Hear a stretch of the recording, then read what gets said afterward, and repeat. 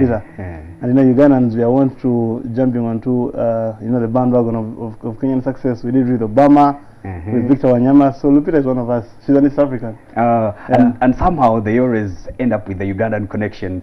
So probably she has her ancestral roots in Uganda.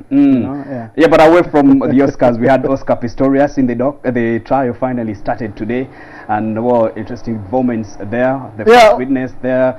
And of course, there is always a sporting element to this because he was a sporting icon in South Africa. It's a full sporting trial. There's nothing like a sporting element. It's a full sporting trial. Oscar Pistorius, the first Paralympian to compete at the Olympics, and a trendsetter.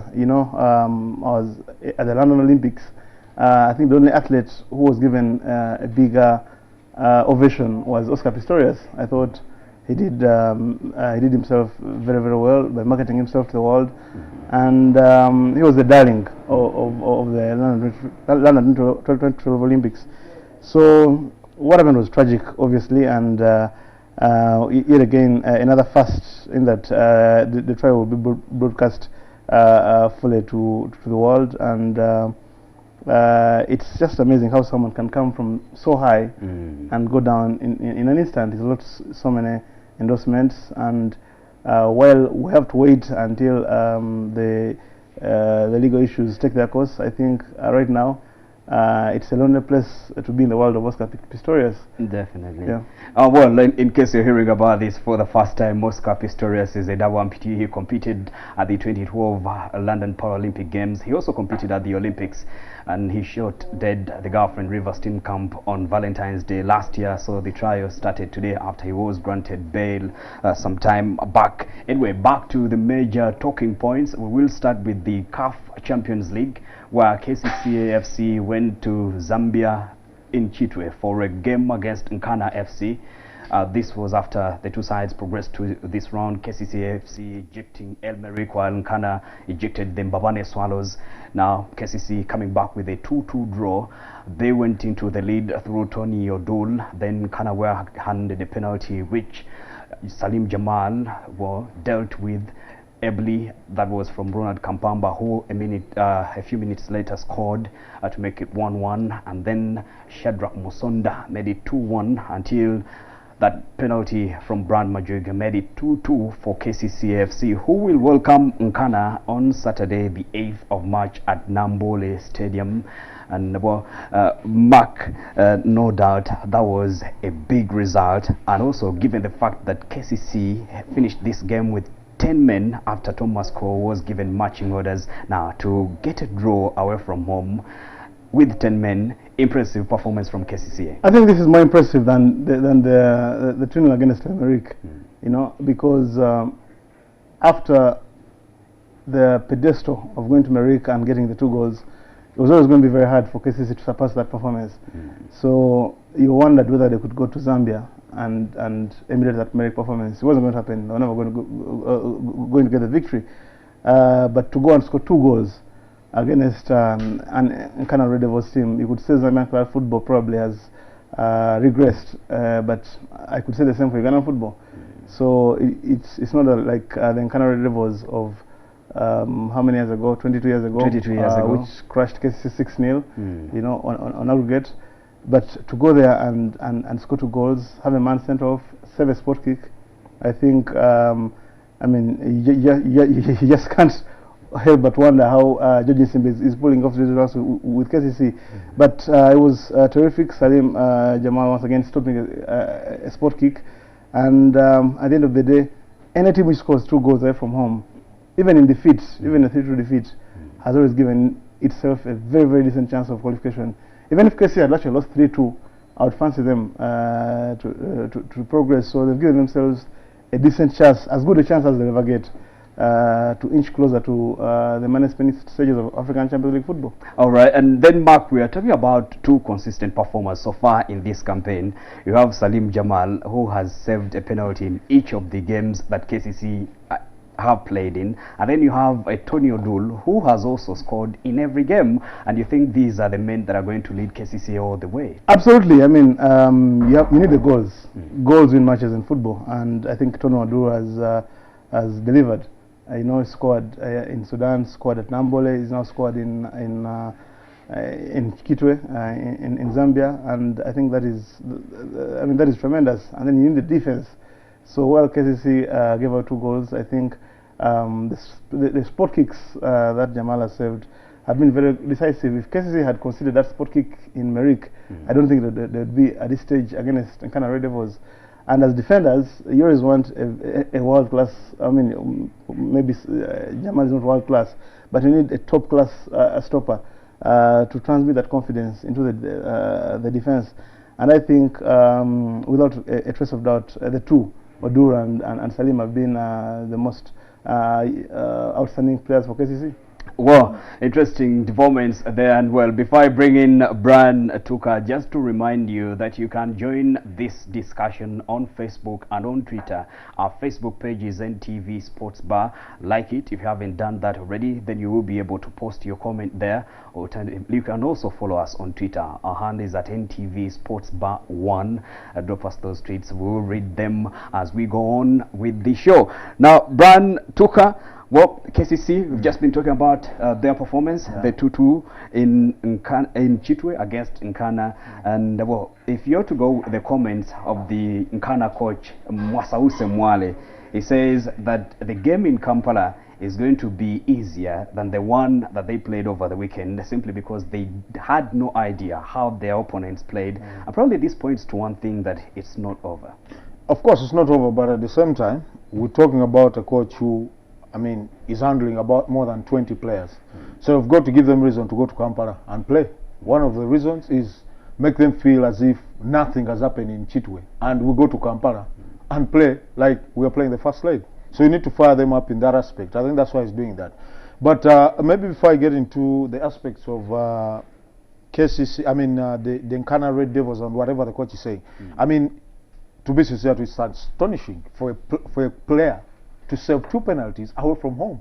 I can tell you, if KCC went on to get to the probably stages where they've never gotten in the Champions League, we might be looking back to the penalties Jamal saved. Jamal doesn't save a penalty. Probably in Sudan, it ends 2-1. Yeah. Very easy job. The job is easier for El Merrick. If Jamal doesn't save a penalty, probably it ends 3-2. And that becomes quite easier for probably Nkana Red Devils, because they have their win. And it's a 2-all draw. So for me, I think it's been unbelievable. What is done and how we saved the penalties. Probably it's a mark of a young goalkeeper. He was awarded before when we still had one league and of course some awards. Probably now it shows why he got all those things. But for me also, just like Mark was saying, first of all, that gives the defense a lot of confidence. Once you know you're playing in front of a goalkeeper who can do as much as he can. 2, but also the defense. Fahad Kawoya has been unbelievable. He's really a tough defender. Second, people might be so poor going forward, but I think he's also another hard defender for me. I'm probably doing a good job, and it's unbelievable because 1 or 2 seasons back, it was Fahad Kawoya and Malinga doing a great job. George Best and Simba split them up, still, I think, delivering results.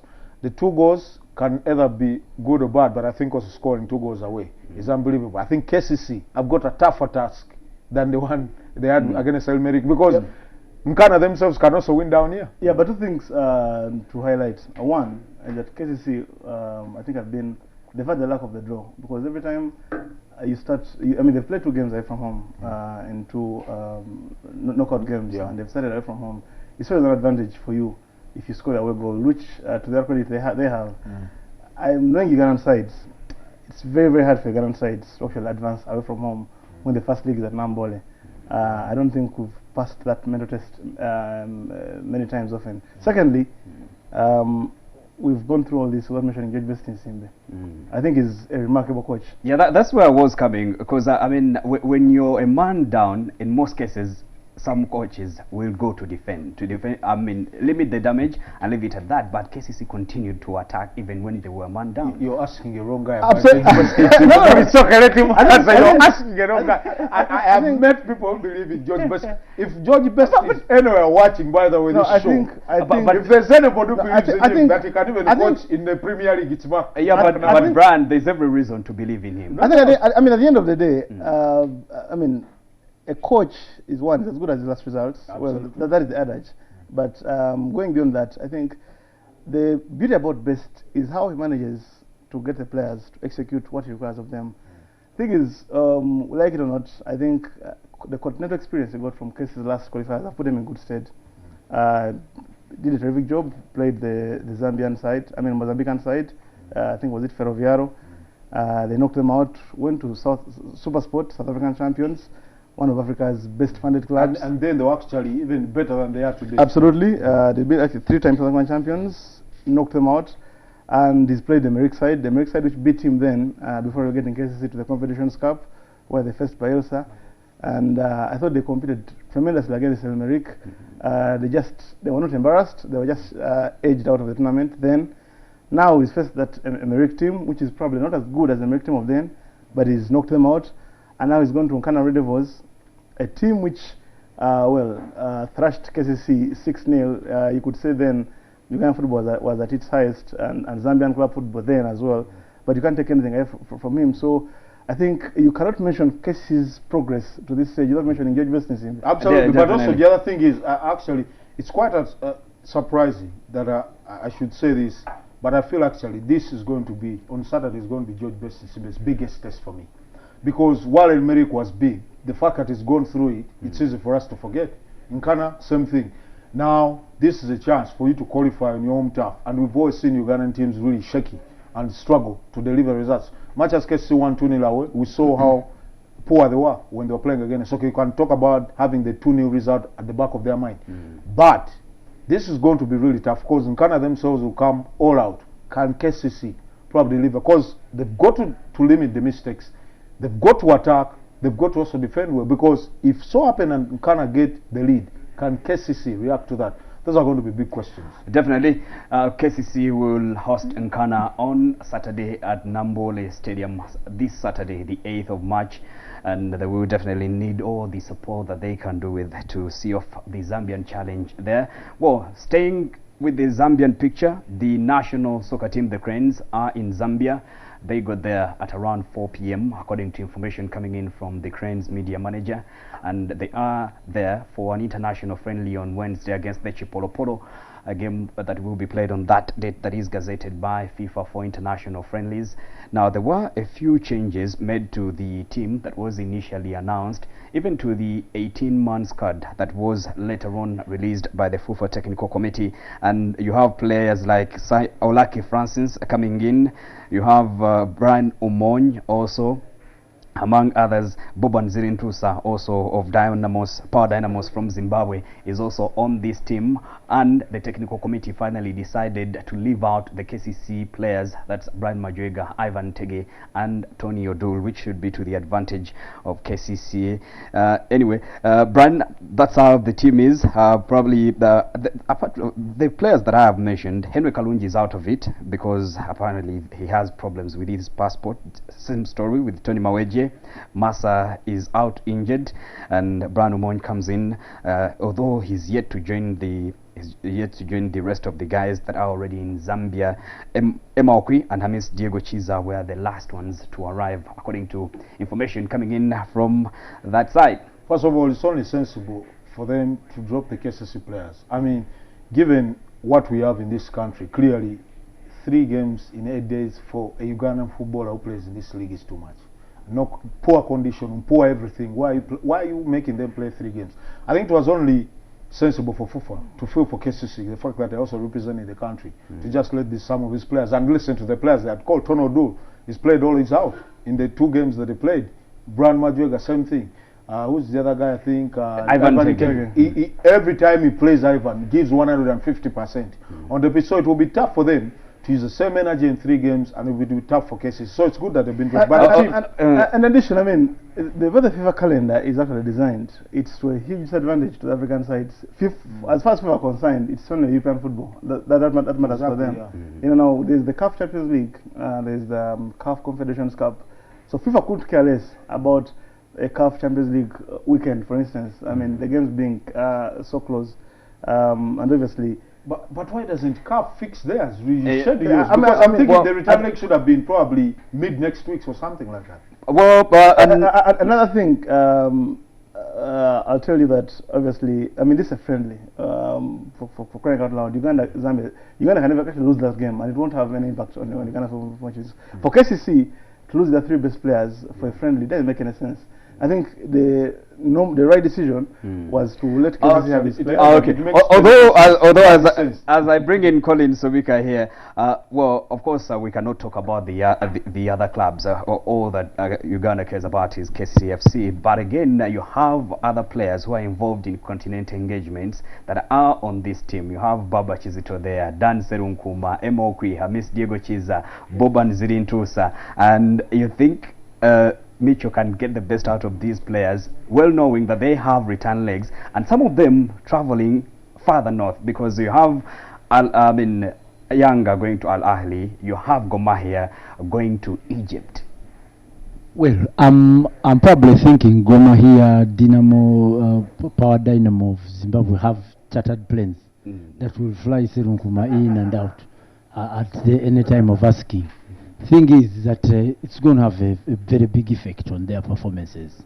That's if they actually even that is actually if they play. That's if they play, because I wonder if some of those teams can easily release those players, because there will be, I haven't had any complaints anyway. But they already plays. Serunkuma plays. Yeah, Serunkuma does. Yeah, but what I'm saying, even scored. Serunkuma does actually. The biggest question is we're only fighting for 3 from KCC, about 2 or 3 from Gor Mahia, and about 2 from Yanga, 1 from Power Dynamos. But we have a country of 40 million. They took Victoria University, the entire Victoria University went down to South Africa to play Chan. Why aren't they the same players that are in the national side exactly. now that they don't have continental engagements? Some of these things here will require common sense, which you rarely No, but actually the thing is, this, given the scheduling that I think has problems with the CAF also calendar, this would have been a chance probably to use players who are not involved in any of those continental things, because it also helps at the end of well, innocent as you come in, Mitch also has a point, because there is no other gazetted date for international friendlies before Uganda plays in the 2015 Africa Cup of Nations qualifiers. So he says this is the only opportunity he has to look at all the players that he has hope of using. The problem of Uganda has been of our own making. We are crybabies for crying out loud. We have never hosted any country for whatever its status is. Say Malawi, say who's poorer than us, maybe. I'm looking for a poorer country than us. Rwanda, we've not done that. And we are paid here full-time monies to go and put out there our strongest side ever to come good on the day. You see Mitchell trying to pinch here, snitch here, scratch there for the best side he can have. And it's only worth it that Uganda come good and put the best 22 men there. In some of Mitchell's messages he shared with one of my colleagues, he calls him, if you're a Ugandan passport holder with following 37 and a member of the 37 million people in Uganda, please do not write negativity, don't be a captive of negativity in Uganda, because he believes Uganda is only as good as its best men. For KCC, and you've been putting KCC and Gor Mahia in the same picture. I tell you, the Gor Mahia's rubber is done and dusted. They never came any good. I'm sorry for our Kenyan brothers. Never came any good. They won't be going any further. But KCC has all its means to turn around this fixture. Yeah, but also the other thing is, Mitch has been a club coach before. He clearly understands. Prior to any footballer, is that why any footballer is going to be club first? Is that why his involvement with Victoria University? So whatever brand, but the thing is, I think clubs should come first.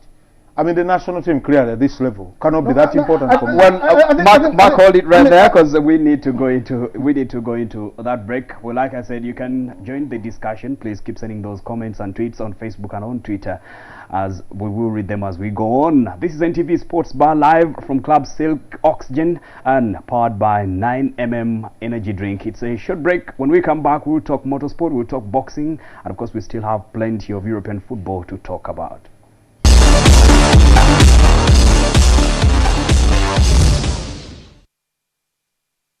Bassano ne banyabo kano ke kasera ke tubadde tulindiridde round 1.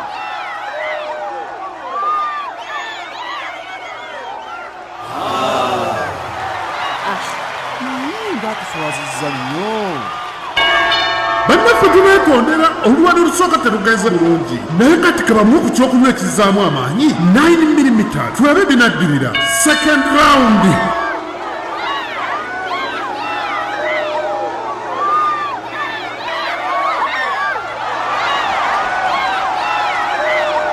owulira ng'onafuye oyagala okuddamu amaanyi nyola 9mm. 9mm, let energy do the work. On the next episode of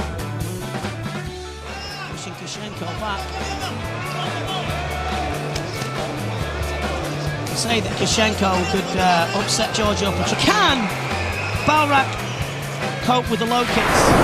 Ashwin Barak and Daniel Geeta are having to kick off the event of edition 42. Daniel Geeta, who's not someone who you can take lightly. I want to show something special because I'm something special. I like it when people watching me, so I will be enjoying myself.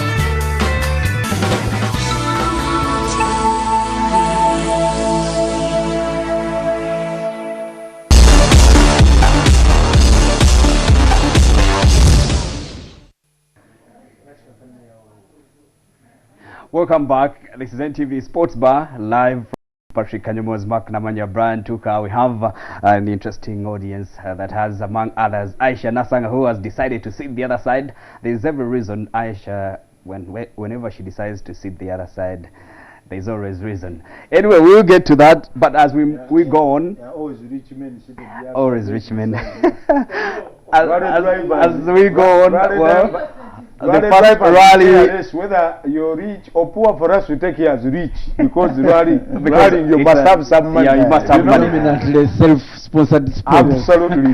Anyway, and talking about rallying, we had the first rally on the NRC calendar. It was the Mbarara Challenge rally of the weekend. It started with the super special stage in Masaka, and then they too saw the cars going to the district of Mbarara and some parts of Chiruhura.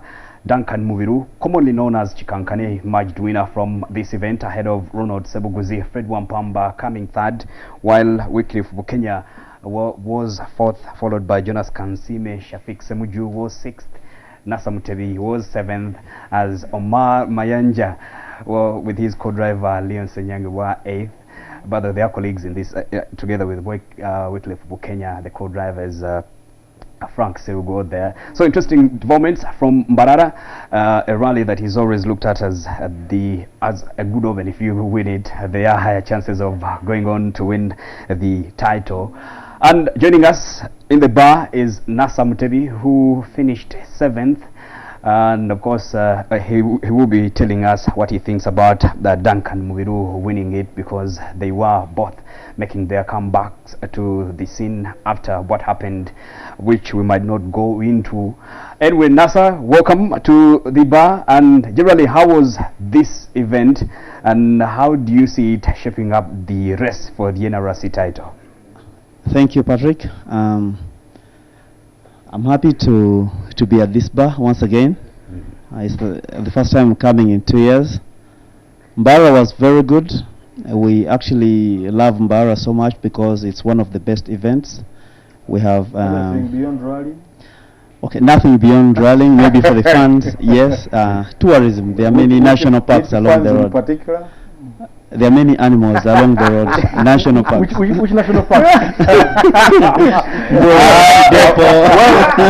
For purposes of this, we will stick to the rallying. So anyway, Mbarara was fun. We had very good trophies in Mbarara, donated by former national rally champion Moses Lumala, who actually also happened to be the route opener for the entire route. And then we had many veterans like Siraje Mokuye and the rest. And then obviously we have one of the formerly band drivers winning the first event of 2014.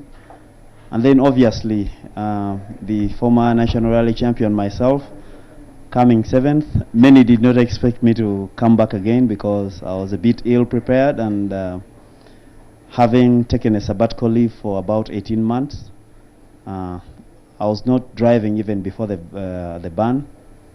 And then obviously seeing John Conster win 2 sections, he was lethal, I would say, only that he was unfortunate. As usual, Sebuguzi took it cautious, taking the second position. And then new entrants like Wampamba, being regarded as underdogs, coming on the scene. And then as usual, Muzeibu Kenya had a lot of fun day one, taking all the spins, giving us all the dust. It was really good. We saw a lady driver also in the first 10, Laila Mayanja, and then Oma Mayanja came 9th. It was really fun. Nasa, maybe to ask you, how important is the first race? Is there anything to read into it? Like, you know, always in any other sport, your first game, now your first, of course, race is important. How important is this race? Beyond the omen of having, is it you most likely to win the championship and stuff like that? How important is it?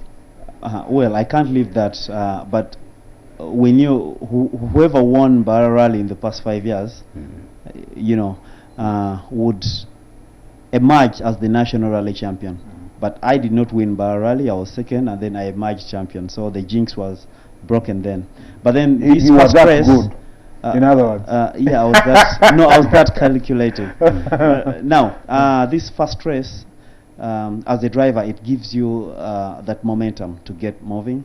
First of all, you get so demoralized when you don't finish the first race, and you know you need the very few points to set you rolling, so that the second national rally championship event gets you on the move.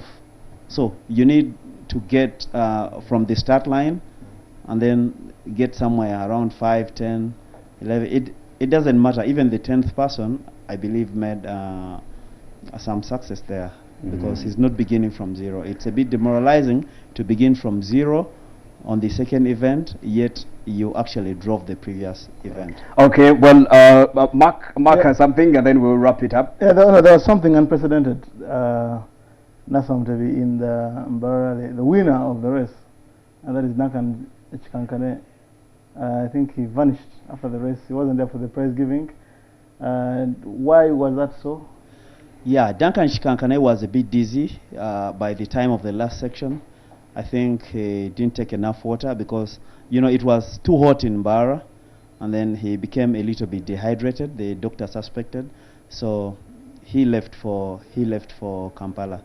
But then he actually delegated to the co-driver, I would say, but only that I think he didn't communicate very well to the officials. Maybe that's why they didn't actually know what happened. So it's purely anyway,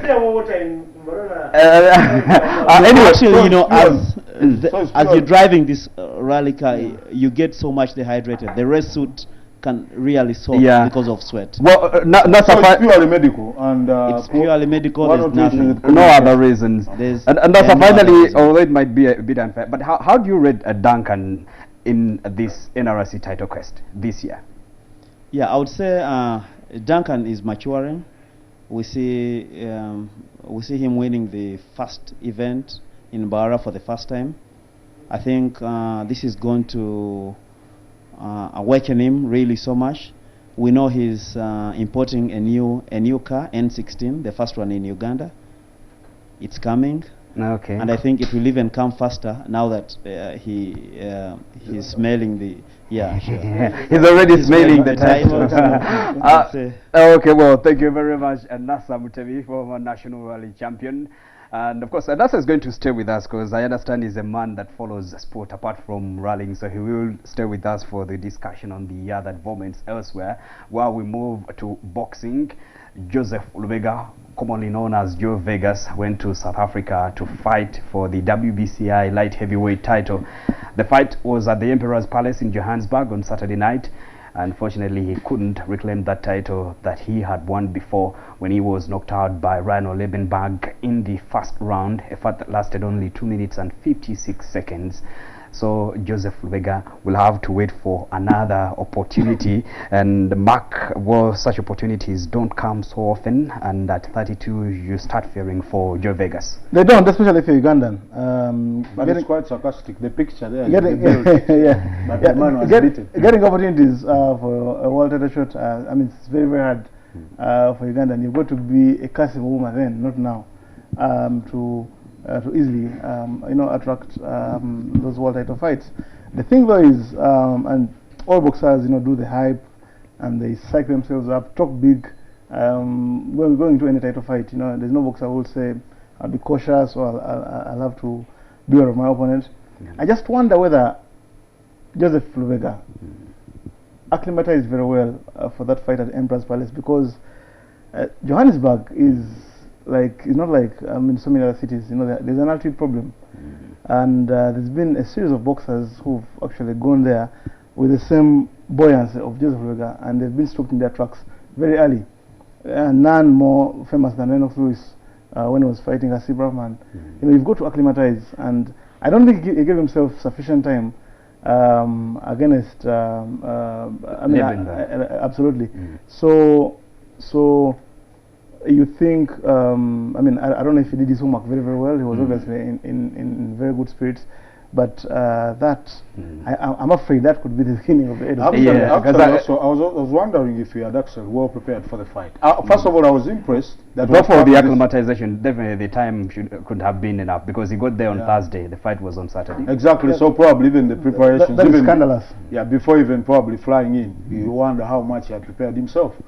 First of all, I was impressed when I saw, because I saw the promo and the launch of this fight in January on Supersport, and I was thinking, I was quite impressed to see a Ugandan being mentioned around there. It could have been an undercard fight, but still, it was part of a big party in South Africa, which is quite a big event. If it's if in South Africa, it's got to be big in Africa, because they might not be that talented, but anything to do with sport in South Africa is quite that big. So probably it's a good opportunity. It was a big opportunity for him to be where he was. Unfortunately, punches were too many that rained. Yeah, well, Innocent, your take on this? He was actually led to the ring by your lookalike Ivan Semwanga. Apparently Ivan Semwanga is not my lookalike. I am a prince. Ivan Semwanga can never be prince. For starters. Well, no wonder when he was coming, blame Ivan Semwanga. The last time he visited anything to do with Uganda was at the Chan, and the Chan squad did lose out on his. What are you trying to say? He is a bad omen, Ivan Semwanga. The time he came in and we didn't qualify for the Nations Cup, maybe. Well, maybe he's the showboat and everything like that. But that fight of Joseph Lubega, the man I know, the man I've seen fight all over Europe, the man who captained Bombers, the man who is a silver gold medalist, is a fight that reminds me of, he's actually from the Commonwealth Games, reminds me of Peter Okello against Oleg Maskeyev. I think this man got his back scratched the wrong way. I think a few pennies were dropped in his wallet, and he did sell this fight. I don't believe. Innocent, you're trying to make. I think two things. Mark. Peter Okello went 12 rounds against Oleg Maskeyev. He lost on a unanimous decision. That's one. Two, Joy Vegas Lubega, I've been told, he idolizes Floyd Mayweather. You know, and there's no crime in idolizing Floyd Mayweather. Idolizing the best. The best. Yeah. But the thing is, there's only one Floyd Mayweather. You know, Floyd Mayweather has got the best defense, and you're not going to be, you're not going to fight like Floyd Mayweather when you get Vegas Lubega. Floyd Mayweather is rich. Even when Mayweather has all his guards down, Mayweather has got his shoulder bob. He knows how to work that ring very well. You're not going to touch him. Mayweather can fight 50 rounds without getting a punch on his head. Yeah, but well, the reality is yes, that the problem have been down to preparations. We all know that for quite some time now, the federation has not been very helpful. And for example, arranging such fights and probably the better preparations to be put in place. You find that Lubega has been the one, looking for the fights himself. If that's if you. Truth is, I think they always do fighters here in Uganda, don't they? Exactly. They look for their own fight. But the thing is here is that the federation has not done anything.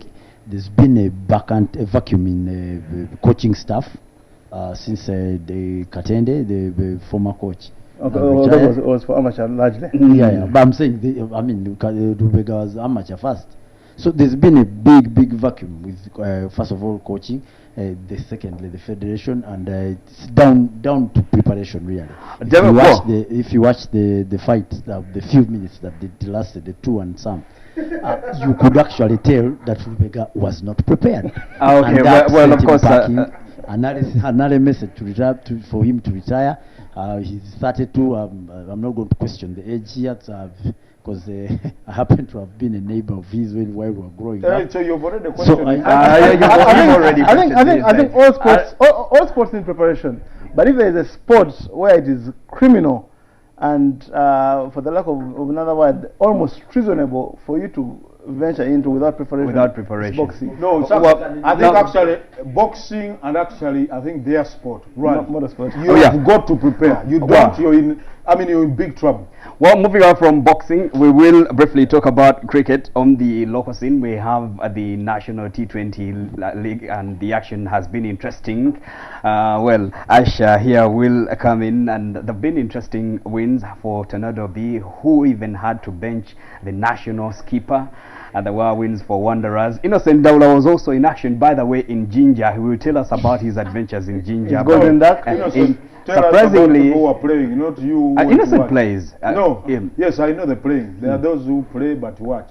Anyway, Aisha, interesting developments in the T20 League, and Arthur Chobe is back 2 half centuries in 2 games. Yeah, interesting for Arthur Chobe after, of course, making that move. Your hair is looking nice. Is it yours? But it's looking nice. Well, even if it's not mine, I bought it, so technically it's mine. We are coming to Women's Day, Brian. You should be treating me better. But back to the T20 League and the developments. Of course, there's been a lot of changes going on from the different teams. Arthur Chobe moved from Tornado B and is now at Challengers, one of the big signing clubs around. Then, of course, there's been a lot of movement. No one picked up Innocent Daula, unfortunately. Who could risk? But Tornado B have been on a good run. Tornado B have been on a good run and look good enough for the quarterfinals. They still need to win, I think, 1 more game before they can secure that quarterfinal place. I think Wanderers themselves, who lost a number of players, including the national team captain, Davis Karashani, have also lost, I think, Hamza Saleh as well. He's not played for them. Otwani as well. Zirab hasn't been in action. So it's largely a new squad in there, captained by Ham Kayondo. But they've put on 4 good runs on the trot. So that means they put themselves in a good position to get into the quarterfinal of the T20. So it's very exciting at the moment. How it's turning out. Gets more exciting when Innocent tells us. Yeah, but well, I wanted to exempt Innocent from this, given the fact that he's an interested Charity party. Have not won. His side Charity. I've been Innocent. Anyway, Innocent. Briefly, as we head to the quarterfinals, how do you see this panning out? Well, let me tell you. First thing, Charity will remain a side that averages 17 years. I spoiled that average from 15 to 17 because of me getting 3 decades up there. But quickly, we Charity remain the only unbeaten side in the 2020 league, alongside Tornado B and Tornado. That's a big plus for Charity. Side that is 17 and above, and the Charity and the side full of school-going kids. We are student-oriented. And we are amazing when you see us on the field. But Innocent, the things Innocent, the things you're talking about. We are 17. We are student-oriented. Yeah, we are. I am happy. I am happy with the way the league has gone. Forget the banter. I am happy with the way the league is progressing and has gone. Absurd that my captain, the captain for Uganda, Karashan, gets to be benched for reasons not pertaining his ability to play, but for reasons that he cannot chip in some time to train, which happened in the corporate world. He's a working class, and the club should factor that in, that Karashan is actually working and cannot play. But the big news there, biggest news for me coming out there, is one player coming from Mwiri, with another student-oriented side, Daniel Batua, who is playing for Wanderers and getting 250s on the day, getting to the headlines, who call crook, saying, I must be here, that's where I belong. And then he's sending out all these signals.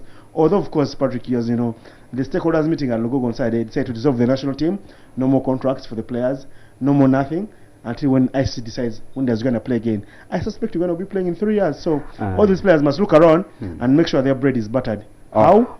you know better. All right, well, and on that note, we'll be going into that break, but just to remind you that Brian, Aisha, and I, together with Ismail Dakabachigongo, with Andrew Mwangusha and Andrew Kabura, will be involved in a football charity tournament on Saturday. It's a five-a-side event at Bush Court, and you can register your five-a-side to challenge us, although I'm really worried for my teammates, some of them, especially Brian Tuka and Ismail Dakabachigongo, aka Minala.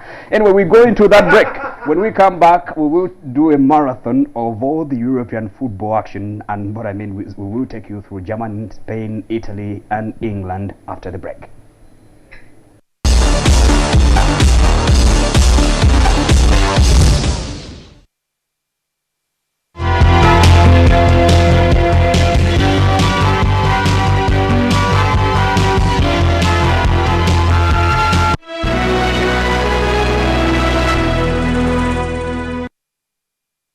On the next episode of Destiny River. Ah, and he rides so well. You look alike. He's taken your posture. She's dead. Our land is good and fertile. We could build a house. We could... What was that? House? Did you say a house? Don't think I'm scared of this hulking beast.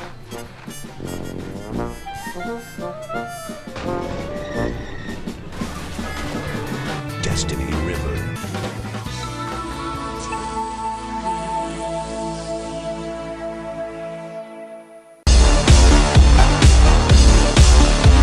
Welcome back. This is NTV Sports Bar, live from Club Silk Oxygen in proud association with 9mm Energy Drink.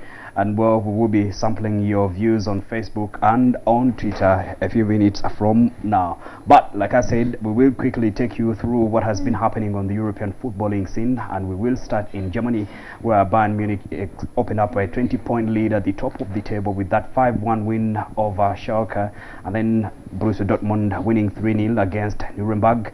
Well, of course, Bayern, I don't think makes news anymore. We will talk about Bayer Leverkusen, who were beaten by Mainz over the weekend, and that was their 4th straight home defeat, their 8th in 10 games, and of course the pressure has been mounting for Sami Hyypiä, the manager, after a month in which they were ejected from the German Cup by Kaiserslautern, and then they were hammered by PSG in the Champions League. And when you look at the games ahead, they are not going to be any easier, apart from the game against Hannover, but they have that return leg in the Champions League. They have Bayern on the 15th, and Mark, no doubt the pressure is mounting on Sami Hyypiä, and unfortunately he doesn't have much time to put things right, especially with the games that are coming up for him. It's mounting, but I think Hyypiä was trying to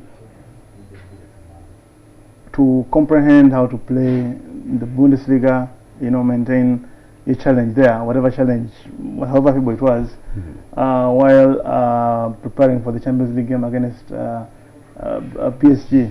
And I think he's lost out on both fronts. I never fancied Leverkusen against PSG anyway, and they're never going to catch Bayern in the Bundesliga. But I think for a team of their resources, I think he's not been helped as well by the loss of form of some critical players, you know, to his cause. You know, Kessling has been out of sorts for some significant period. But by and large, I think, I mean, they're out of the Champions League already. They're not going to overturn that 4-0 deficit when they go to Paris. In the Bundesliga right now, I think they're third. Yeah, they are third. 22 points behind. Dortmund have become second. So right now, I think for Hyypiä, he's got to motivate them for to finish in the Champions League slots. I don't think his job is endangered because while he's a novice coach, I think he's done a tremendous job for a team of Leverkusen's magnitude and ambition. Well, unfortunately, Brad, we'll have quickly to move to the Italian Serie A. Well, the big game of the weekend was AC Milan up against Juventus. Juventus won 2-0. Carlos Tevez and Fernando Llorente with the goals there for Juve, as Roma drew with Inter Milan, and that means that Juve opened up an 11-point lead, although Roma still have a game in hand, while Lazio beat Fiorentina 1-0 in some of the action there. And well, Colin Subika here, Juve no doubt, are going to go with it. But again, what happens below them? Because Napoli, Roma, and of course the other team, that's the question that needs to be answered. Yeah, the teams that are contending for Europe next year is precisely the question here. Juventus are walking away with this Scudetto. They steamed past Milan, 2-0 that. Incredible performance from the scorers. Never mind that the Milan also did have some good spells. Thing is that there's a big fight with Fiorentina, Napoli and Roma. With the Inter Milan a further few points away. There's going to be a big fight now that Napoli are also stumbling. They did draw 1-1 against at Livorno. You fancy Roma to be to lead the pack. Okay. That will be contending in Europe. Maybe something small about this here. I think this game, Juve Milan, showed actually how far probably Milan have fallen and probably what Juve are up to, especially in the first half. Before Juve take the lead, Milan looked like a more likely side to take the lead, actually. And you could see out of the blue, 1 or 2 quick moves. Leicester, I think, is the one who tapped it on for, I think, was it Tevez? Tevez cuts back for Llorente. Beautiful goal, beautiful setup. For Llorente to set up, I think, the goal. But clearly you would see Milan were the team looking to score, and out of the blue, Juve take the lead. And it shows how big a job Seedorf has got to this team, because clearly they look mediocre in some of the things. Same thing with the other big game, which was in the Premiership. Well, once upon a time it was a big game. Chelsea United, up until it was opener, it was United. All over Chelsea, and once Chelsea scored, that was the end of the game. Well, to Spain, the Madrid derby was the main focus over the weekend. It ended in a 2-2 draw. Karim Benzema and Cristiano Ronaldo with the goals, Gabi and Jorge with the goals for Atletico Madrid. So it ended 2-2. Barcelona 4-1 winners over Almeria. That means that Barcelona moved to within a point of Real Madrid, while Atletico Madrid remained 3 points behind. And Aisha, interesting stuff happening in Madrid, although of course understandably Carlo Ancelotti was the happier manager, because at one point, until that Cristiano Ronaldo equalizer, it looked like Atletico Madrid were going to take it, and deservedly so. Yeah, deservedly so, because I think after that Karim Benzema goal in the opening few minutes, it was all Atletico Madrid for much of the entire game. And it looked like Atletico Madrid were simply going to steal it until Cristiano Ronaldo, who's really rescued them a couple of times, eventually came on and actually scored. But I think the key has been how well Cristiano Ronaldo, Gareth Bale and Karim Benzema have really clicked in this last couple of towards the end of the season, because it's really helped for them. I don't know who eventually turned it to BBC, because should be Cristiano coming out first, because he scored the more goals than any of them. Yeah, but this Atletico team can play the Premier League. But the thing is, they can play the Premier League. Watching that game, I think Real Madrid are the most successful club in Spain, and arguably the biggest club in world football, but the thing is, I thought, and Diego Simeone actually did not attend the post-match press conference. He came like an hour and 15 minutes after, which was way, he kept journalists waiting for so long. I think he was confusing himself. I thought there were some very horrendous decisions in that game, which have everything to do with the magnitude of Real Madrid and how they conduct punish football. All right. I think Atletico should have won that game. They were denied what I thought were 2 strong penalties when they were leading 2-1 and in charge of that game. But also apart from that, anyway, Brad, the thing is, apart, you can say whatever you want to say about the decision. Granted, and I think very verified. But 2, Atletico also got away with so many silly things, especially in terms of kicking players. I think this team can play in the Premier League, that's one. But 2, give them a lot of credit. No respect for Real Madrid and Barcelona. They don't care who they are. They'll come and play. All right. We leave La Liga at that and briefly talk about the Capital One Cup, because the final was yesterday and Manchester City winning it, beating Sunderland in that final at Wembley. Although interestingly, the headline, the talk was about the post-match press conference comments where Manuel Pellegrini, thought he was in charge of Manchester United, not Manchester City, saying he loves the pressure that comes with being manager of Manchester United. But Innocent, of course, that doesn't take away that win over Sunderland and that beautiful goal by Yaya Toure. Well, talking about Yaya Toure, it's a tale of, people have been talking about the Toures of this world, and it's a tale of two Toures right now. The one who is languishing somewhere in a team that is chasing a Champions League spot after so many years out in the cold, and this Yaya Toure who's trying to show the muscle and show that he was worth the place in Barcelona, and is the big player, the game changer for Manchester City. Happy for them, for Manchester City. I stay on the other side of Manchester, but look here, they have a chance to win the 4 titles. Look here, they have a chance to win 4 titles, Brian. And well, one is in the bag. They are not going to win 4. Pellegrini, they're out of the Champions League. Pellegrini is in charge now. First one. Yeah, okay. First and then you know what can happen when you get 1. 1 makes 2. If you have 0, you can't get 2. You can get 1. No, but I think it was good response from Man City to after going a goal down, bounce back, because actually I always thought this was going to be a tough game for them, but credit to them, they came back about. I don't remember last time an African footballer was as influential as Yaya is in a big team in Europe. The last probably should be Didier Drogba. The rest, I don't know. No influence like Samuel. Anyway, he wasn't appreciated and was not as influential as Yaya is. Samuel Eto'o, however big he was in Barcelona, I feel he wasn't appreciated like Yaya is today. Well, we'll move on from the Capital One Cup. A quick mention of the Champions League results that we had midweek. Well, that included Real Madrid 6-1 win over Schalke, and then Dortmund going to Russia and beating Zenit St. Petersburg, as Manchester United lost to Olympiacos, and then Chelsea drew 1-1 with Galatasaray. Just a quick mention of those results. But we head straight into the Premier League, and we'll round up the results, the major talking points from the Premier League, especially the title chase. Chelsea winning their game 3-1, and then Arsenal losing to Stoke 1-0. Jonathan Waters with the penalty, as Liverpool comfortably beat Southampton 3-0. And then Manchester City, of course, were not in action, so that gave the other teams a chance to move. Big talking point. Everton, United didn't lose a game over the weekend. How could they have? Brand says that United didn't lose a game, but Everton reclaiming their 6th spot from Manchester United with that win over West Ham United, as Spurs beat Cardiff to also remain 5th there. And well, Nasa, talking point. I'm coming to Alan Pardew, but let's first look at the title chase. Nasa, I'm sure you follow the Premier League, and well, the comments have been interesting. Steven Gerrard says they are in a position that they like and can favour them because they are still being looked at as underdogs, despite the fact that they moved into 2nd. And Mourinho maintains that Manchester City are title favourites, despite opening up a 4-point lead. How do you see this turning out? Well, in rallying they say I play mind games.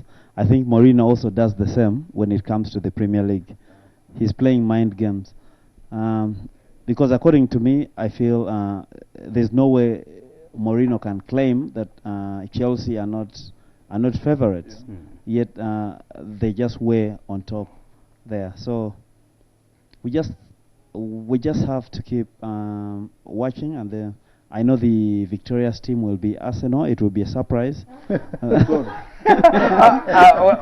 Colina, we don't have much time here. But Liverpool have been dubbed underdogs. They are currently in 2nd. How serious is their title challenge? I think they do have an incredible an uphill task, if you like, but they are way up there, because we're talking Liverpool that is going to have to play only 1 game every week. And most of the big teams are going to come to Anfield and this other part of the season.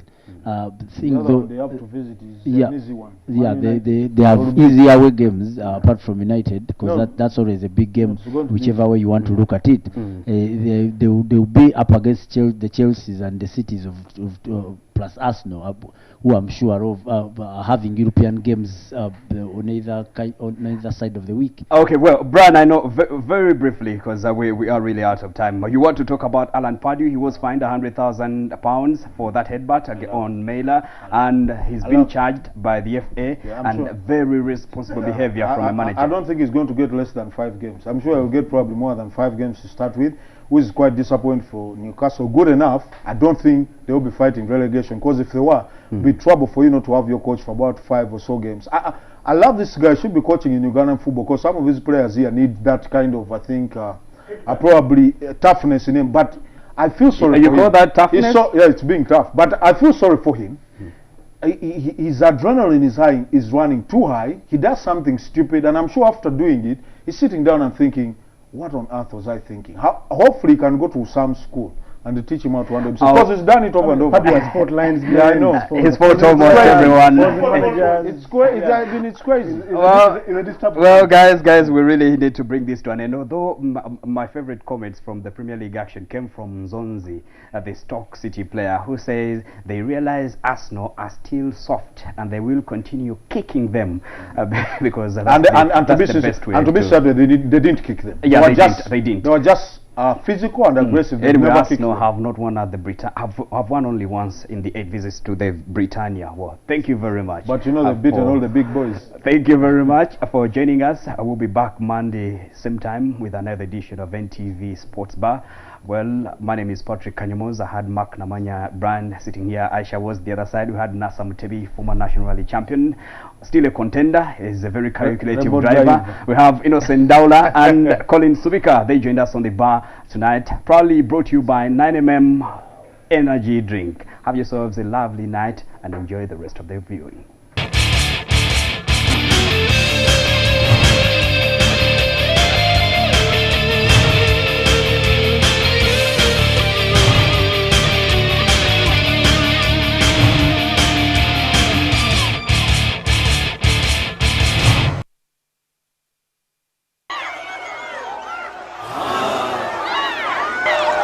Owulira ng'onafuye oyagala okuddamu amaanyi nyola 9mm.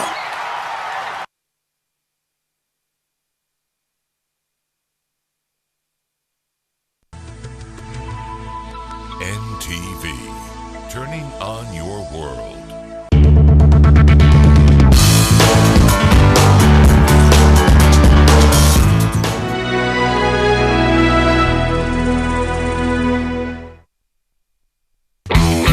Program Guide.